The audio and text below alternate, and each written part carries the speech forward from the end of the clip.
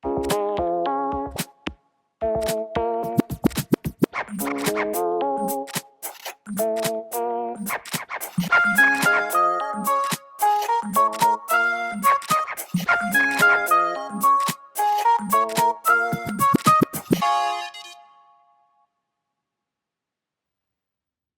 friends, welcome back to another episode of Trans Joycast, where we talk about life, community, and joy. My name is Andrew, and my pronouns are he, him. And I am Adam, and my pronouns are he, him. So today we're thinking we would talk a little bit about ourselves. You know, we kicked off this podcast with a pretty heavy topic, election results and how we were navigating that. And, it felt like this is a good time for us to talk a little more about us and let you fine folks get to know us a little better as we embark on this journey together. Yeah, I think that's a great idea. So, Adam, taking the pressure right off of me, Adam, tell us a little bit about yourself and who you are. So I'm from Indiana. I was born and raised in Northwest Indiana, grew up outside of Chicago. I was adopted as a kid, and I've been lucky enough to know my birth family since I'm 17. So my extended family is complicated, but lovely for the most part. I've lived so many different places. I spent a lot of time up in Minnesota, and I came back I landed in Atlanta about 2012, and I've been here ever since. Did you bring all your heavy coats? I did bring all my heavy coats, and I still have, my wife makes fun of me because I still have my snowshoes that I will not get rid of. I have not used them since I moved here, but I still have my snowshoes. It does snow here every once in a while, but not snowshoe snow. Not snowshoe snow. Not snowshoe snow. I say as if I even would know what that's like. Yeah, right. I worked most of my life in construction. So up in Minnesota, I worked outside. So I definitely had a lot of cold weather gear. Ooh. No, thank you. Our cutoff was negative 15 degrees. That's when they could no longer make you go outside to work. I don't even know what that, my body has no concept of what the insides of your nose freeze together. It's a thing. When you breathe, it's like, and you're stuck. Well, you're really selling it. Yeah, I know. I left, and I don't miss shoveling snow. I love Minnesota, though. I love the people there. I think a really defining thing for me has been all the different places that I've lived over the course of my life. I transitioned really early in life. About 20, I started taking testosterone about 23. So every time that I moved, it was almost like a reset of the societal norms and rules that were governing me. And so I learned vast amounts in every single time that I relocated. Yeah. So, Andrew, tell me a little bit about you. So I'm Andrew again. I was born in Charleston, South Carolina. My dad was in the Navy, and so we also moved around a whole lot. I also relocated a whole lot up until just before high school, and then we landed in San Diego, California. So I did most of my maturing in that part of the country. Questionable. Very different. Yeah. I'm not saying it went well.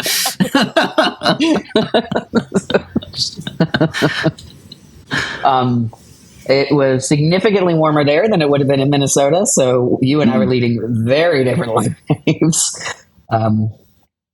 So grew up there and eventually moved out here to Atlanta, Georgia. And I've been here for 15 or so years.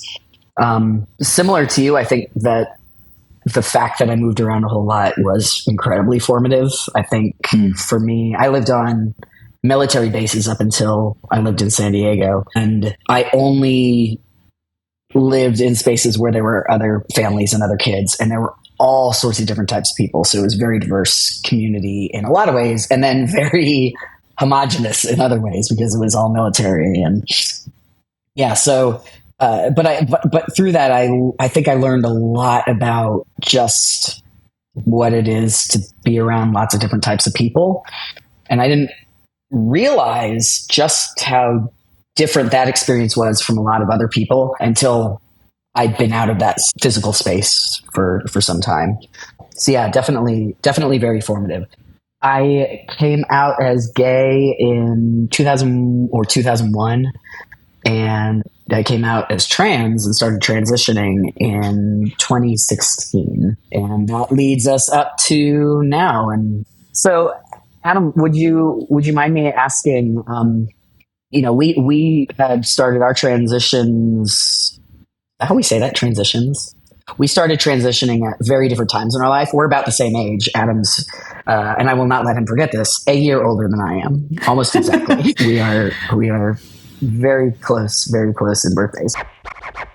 So our experience definitely was very different. And I'm curious if you wouldn't mind sharing a little bit about what that was like for you. Sure. Yeah, I mean, a lot has changed in the time in between my transition to yours, but a lot of it is still very similar, right? I transitioned under what was known as the Harry Benjamin standards. So there were gate markers set in place to allow access to hormones and doctors and things like that. A little bit more legal jumping through hoops. Most notably for me, we were expected to live what they called it the real life experience requirement. So you went to counseling and documented that for a certain amount of time. I think it was a year. And then you were meant to legally change your name and live as the gender of your choosing for an entire year. And then you would go and get your psych tests, and then you would be allowed, assuming that everything went the way that it was supposed to, you would get your hormones at the end of that, right? So you spent that year, well, really the first 3 years, passing was your only really way of surviving, right? Because you weren't getting, and you were all on your own to do it because you weren't getting any hormones or anything yet. And it was kind of terrifying because they made you change your name, but you couldn't change your gender marker. So all of your stuff was legally a masculine name with a feminine marker, and there was really nothing that you could do about that. So I was in constant fear of being pulled over. Or, what if you need to do international travel for sure, that kind of stuff. It was very intense. Thankfully, we don't require that anymore. But you can see how even that as a gatekeeping milestone would keep a lot of people from getting the help that they actually need, right? Yeah, no doubt. So when I started my transition in 2016, we were a few years out from it having been removed from the psychology books as being a mental disorder. And the process of transitioning was being sort of overseen by this standard of care called WPATH, WPATH. For me, what that meant was that I still needed to see a therapist and explain to them and prove to them that I was trans and that this is not, that this is something that has been a trend in my life. In order to get permission to get treated by a doctor. I also had to go through the same process of going through a therapist to get the documentation that was going to allow me to legally change my name. And in Georgia, the courts require that you have had surgery in order to get your name changed. I think people have found ways to navigate that, but the gate is still there. So there's certainly still, at least at the time that I started the process, a lot of gatekeeping and a lot of hoops that cost people money to jump through. Definitely accessibility is easier than what you experienced, and still not super accessible for a whole lot of people, unfortunately, just because of the way our healthcare system works and because of, the standards of care that are in place. I'm curious, how do you think that your experience shaped your journey as a trans man? Like once you started transitioning and seeking community and all of that? I think that's a I mean, it's kind of a loaded question because the way that the Harry Benjamin standards were set up were, I mean, it is an outdated way of viewing gender, right? That it's okay to transition, but the intention was to go 100% one way or the other. So some of those things were decided for me, just in that for safety reasons. For instance, for safety reasons, if I'm supposed to live for a year and pass on my own and survive, then I'm suddenly very guarded in that year. And I don't have a lot of close people. People don't know me very well. People don't, that kind of stuff. So it can be very isolating. So it's hard for me to say what of that is me and what of that is just what I learned from society. I think that my grandfather was a carpenter. I was always going to be a carpenter. That wasn't something that it was a question to me. But still, I mean, there are parts of the life that I lived that was very cis straight male for safety more than anything. And it took me a long time to come to terms with that. And I used to call it the better of two lies, right? And the act of transitioning. And I don't really believe that anymore because I have come to understand and gain pride in the identity of myself as a trans man because that encompasses all of me. The parts before, the parts after, that's my journey to self-compassion for myself and for my community. And what's brought me to Trans Joy in general is that need to encompass all of me in one thing. And I think that was part of probably the most damaging part of the regulations around transitioning for me. It divided me. And some of that is my own shame, right? Like I took that shame and I internalized it and I did some of those things to myself. But the realization of undoing all that and understanding that, I always say no step along the path ever discounts another, right? And similar to everything about me, I feel that way. Being an adopted child, I have two dads, right? That neither one of them discounts the other. I was a little girl and I am a man. None of those things discount each other. And that child and that man are trans men. Every bit of that is trans to me. Yeah, I can imagine. Well, I don't know if I can imagine sort of the isolation of that experience because you're being forced to.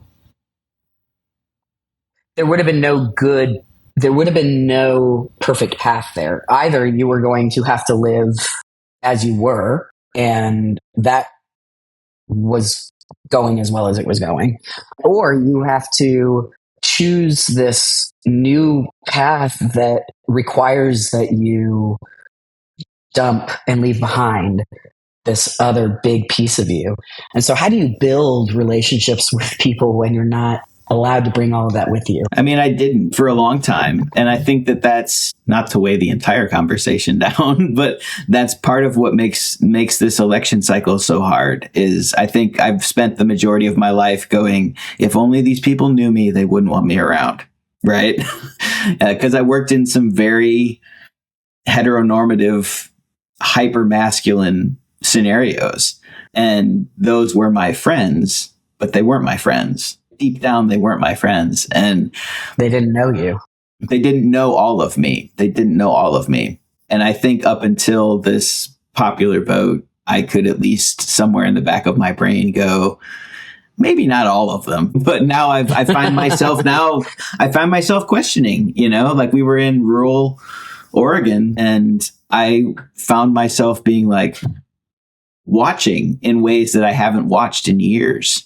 After this election, I think there's something there in that those of us who are just on site perceived a particular gender, especially trans people specifically, when we are anywhere at all, we are deciding whether we're going to be out as trans or whether we're going to allow people to just assume that we're not. Everywhere we go, anything that we do, are choosing whether we're going to share this thing about ourselves because on site people don't assume that we're anything, you and I, they don't assume that we're anything but male.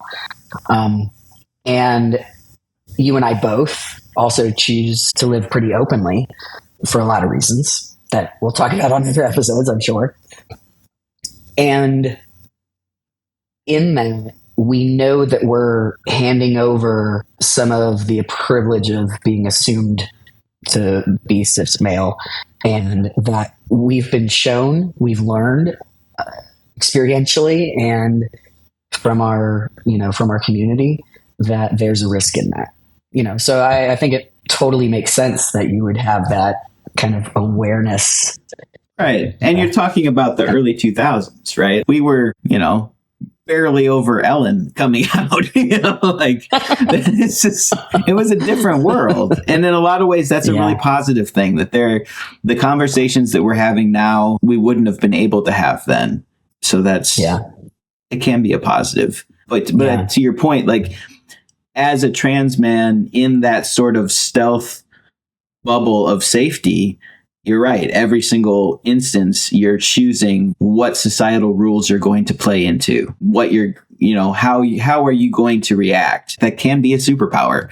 We know how to kind of be a chameleon and meld into the background, but that's also, for me, was a big hindrance for a long time, because I was myself at home with my wife and my family and my friends, but I would mentally take stock of who I was outside of that. And what I've done over the course of the last, 5 to 10 years is really walk that back and get to the point where I am me all the time. And I'm no longer apologizing for that, or I'm no longer going to good old boy you to make you feel comfortable. I'm still going to good old boy you, because a lot of me is pretty good old boy, right? But I'm still going to have my trans pin on and my, I'm still going to force you to think about it, but I'm still going to be me. I love that. I love your story, and I'm always so appreciative of you sharing it, because it is in a lot of ways very similar to mine, but almost like the other side of a coin. Mm-hmm. It's so for me, because I came out when I was like 35 or something like that as trans. I'd been living a queer life for far longer. I spent those, 35 years hiding myself in a different way, where you knew who you were and had to make some conscious decisions around, like, okay, how am I going to show up in every single one of these spaces? I spent a lot of time not knowing what to do with this other part of me that just did not feel like I could wedge it into any sort of, it wasn't a puzzle piece that fit anywhere.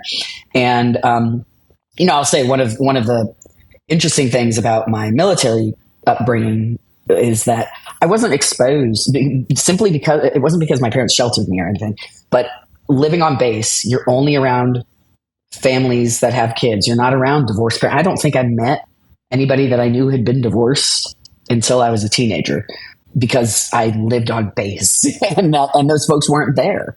And I went to schools that were Department of Defense schools. So the kids were military kids there.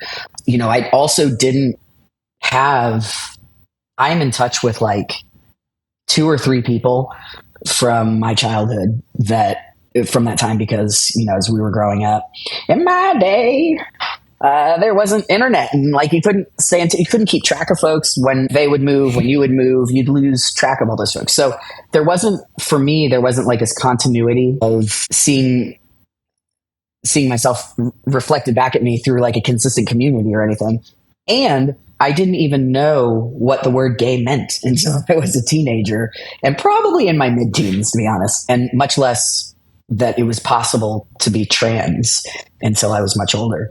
And so, I spent all of that time trying to figure out how to navigate the space that I just had kind of come to terms with. Well, I don't know if I came to terms with it, but I just was used to this idea that I was just going to constantly be uncomfortable. And in every space I was in, I was going to constantly be uncomfortable.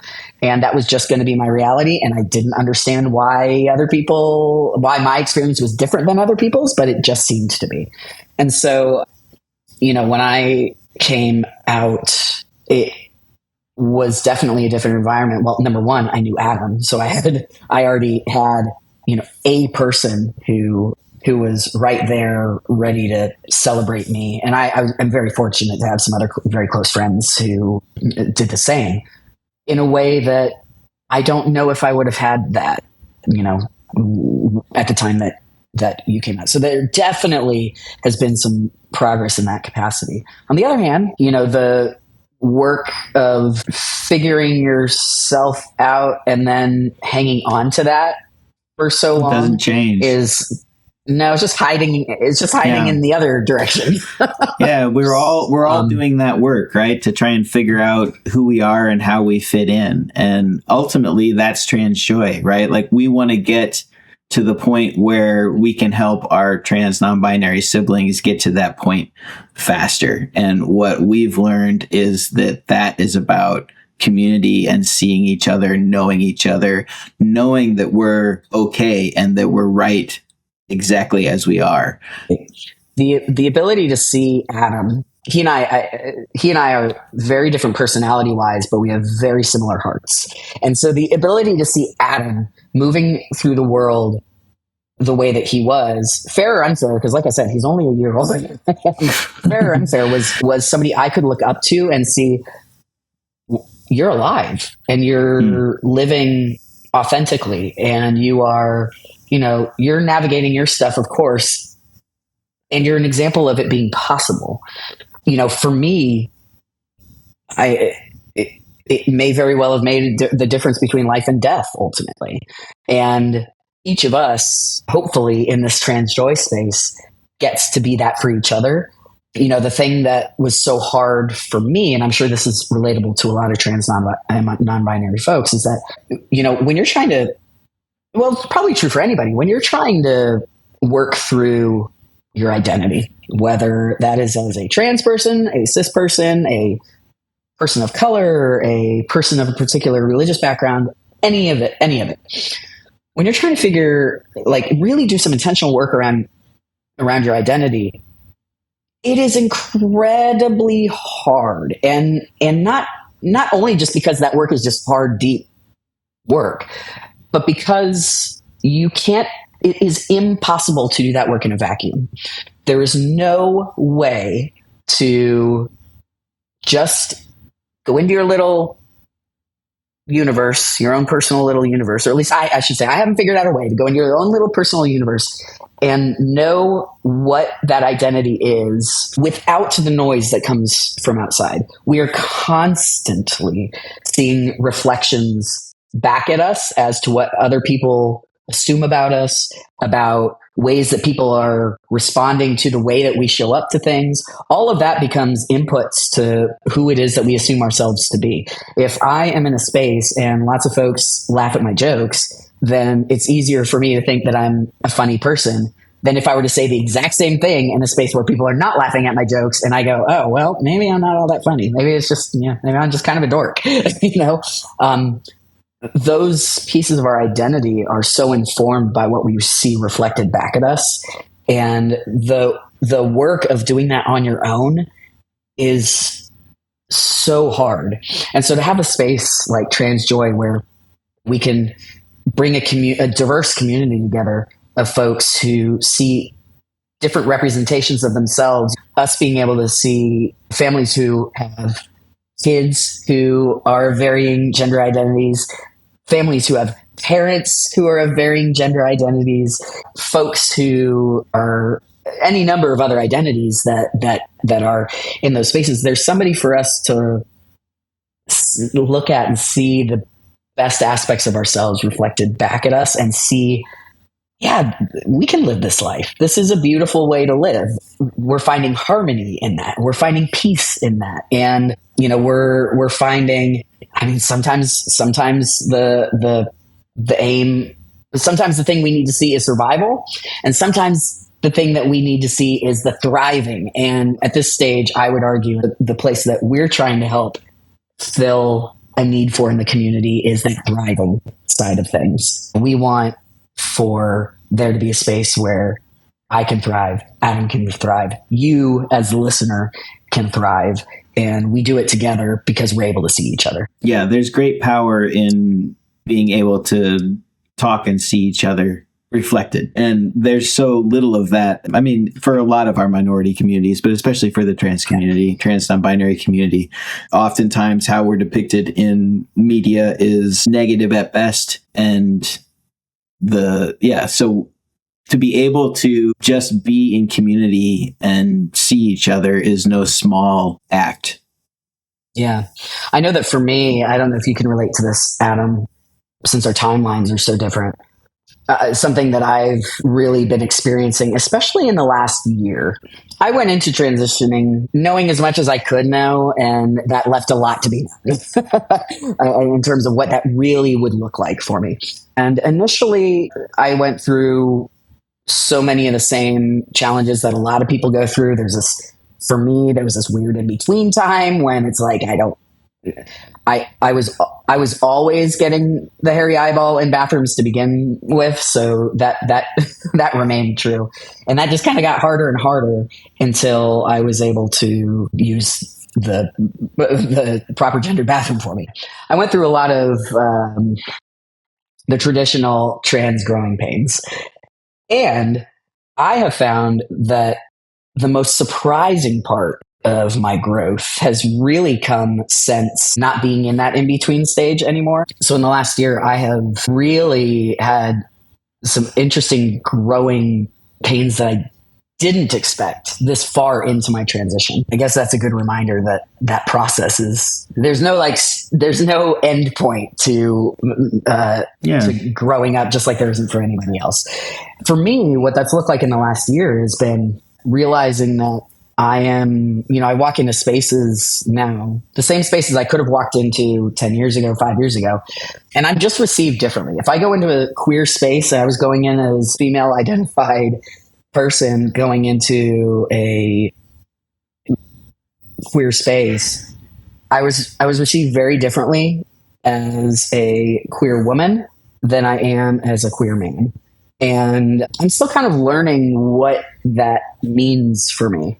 I will say that at times that has felt I have felt really lonely in that, really isolated in that, because I guess in part because I wasn't expecting it, and I wasn't mentally prepared for that, and because in some ways you can feel like you've suddenly become less relatable to people that you used to be relatable to. Yeah, you've got the rules change, right? Every time that we take on a different scenario for society, like we're the same person, but society's looking at us a little bit different, bit different. And the rules just keep changing and changing and changing. And it's hard to keep up with sometimes, but it is really isolating. Yeah. The conversations that I have with folks might be the same conversations, but they're not that I would have had before, but they are not received the same way that they used to be. They're not as relatable to somebody because I now present differently.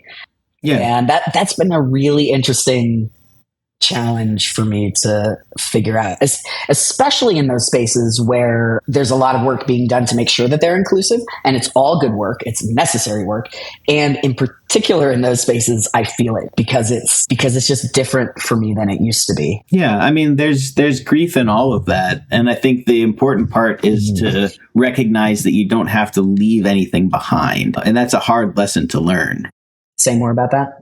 Well, you're not bringing everything about your past with you, but there are parts of you that are rooted in that, in your experiences and your family and how society has treated you or not treated you.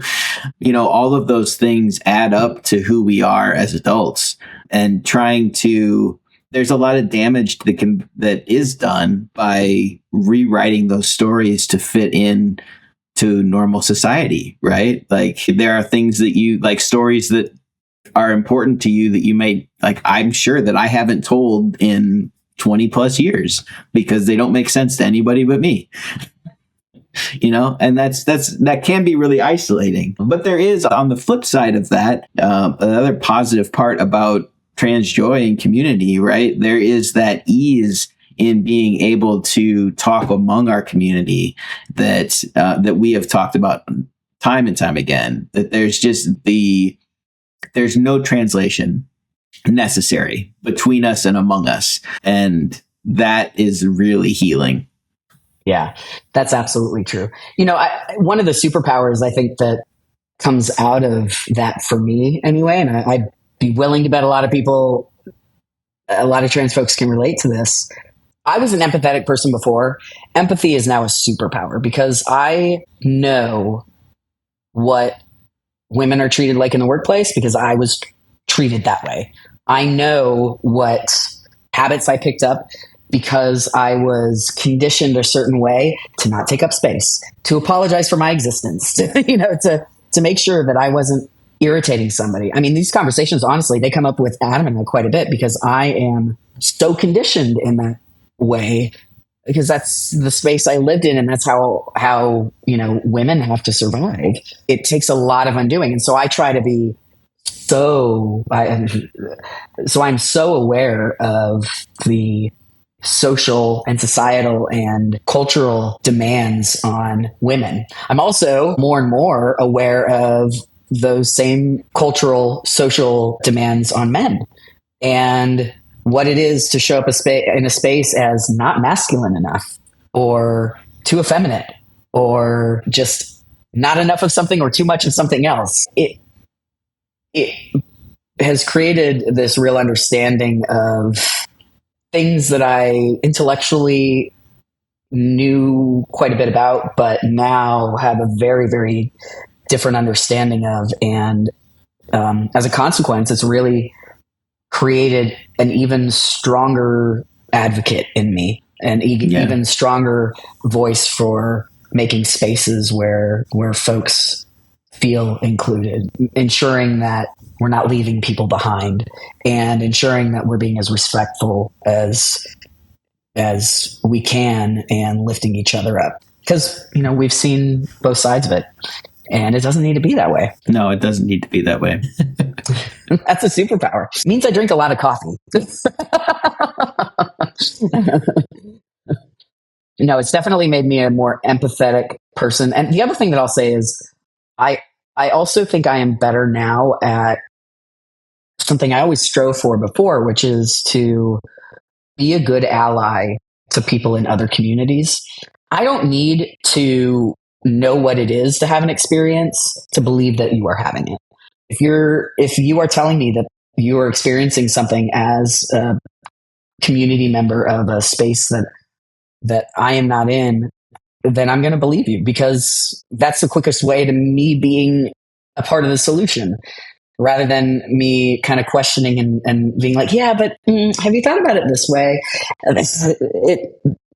It's not useful when it's done with me, and therefore I won't do it with other people. And I hope that is a thing that I continue to get to be better and better and better about as a consequence of this life. I think it's inevitable. I think that the journey for me towards enough self-compassion to create something like Trans Joy, that is layers and layers and layers of empathy.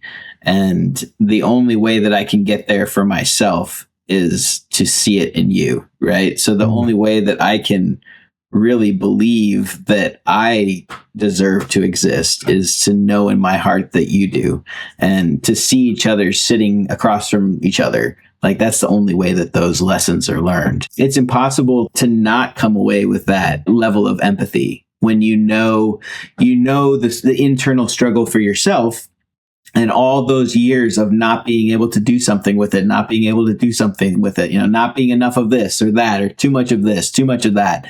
And so we know what all that is right under the surface that nobody can see. And to walk through life understanding that you don't know 100% of anyone, it seems impossible to me to not walk away with that kind of empathy for your fellow community, and especially our friends, families, and allies, right? Yeah, I love that so much.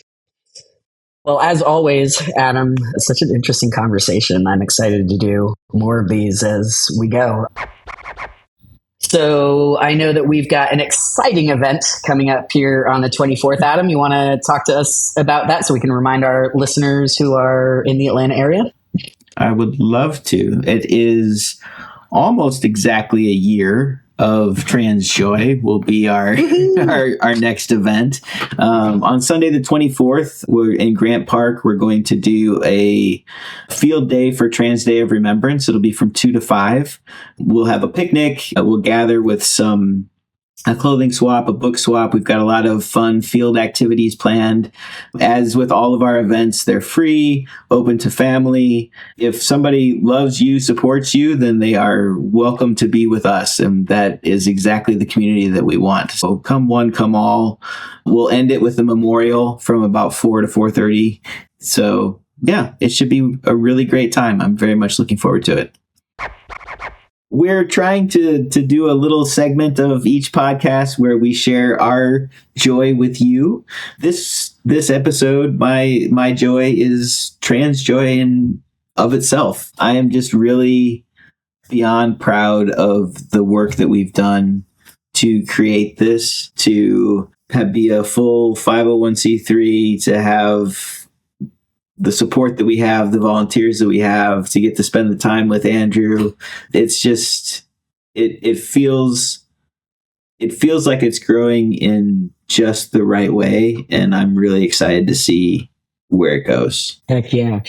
And Adam, did you see that we had our 100th sale on Etsy? Right. That's right. We did. Yesterday. We did. I even have my little map behind me, but it's too tiny. I have little pins for all the different places that we've sold things to, but you can't see it on there. I'll get a bigger map. And is it up to date? Does it have the pins from this week? It does. It does. So awesome. I mean, some of them are only one pin per state at the moment, but yeah, no, we've sent things all over the country. Yeah. For those listening, Adam's pointing at a map that he's got behind him. Yeah, with little pins in it. No, yeah.